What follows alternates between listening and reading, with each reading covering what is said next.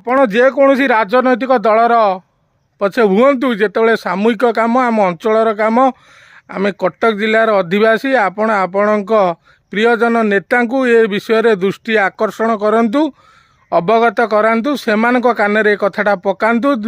ଇଏ ଗୋଟା ପ୍ରତିବାଦର ସ୍ୱର ଆମ ଅଞ୍ଚଳବାସୀଙ୍କ ତରଫରୁ ଉଠୁ। ନହେଲେ ଏ ଅହଙ୍କାରୀ ଏ ଲାଭଖୋର ଡାଲମିଆ ସିମେଣ୍ଟ କମ୍ପାନୀ କି ଆମେ ବାରମ୍ବାର ଏଇଭଳି କହିବା, ଏଥିରେ କିଛି ଲାଭ ହେବନି। ଯେତେବେଳେ ଆମ ଅଞ୍ଚଳବାସୀଙ୍କ ମନରେ ତୀବ୍ର ପ୍ରତିକ୍ରିୟା, ଅସନ୍ତୋଷ ଭାବ ଇଏ ନହେବ, ଏ ରାସ୍ତା କାମ ଏମିତି ହେବନି। ତେଣୁ ଆପଣମାନଙ୍କୁ ଅନୁରୋଧ, ଏ ଭିଡ଼ିଓଟିକୁ ବିପୁଳ ପରିମାଣରେ ଲାଇକ୍, ସେୟାର, କମେଣ୍ଟ କରନ୍ତୁ, ସେୟାର କରନ୍ତୁ।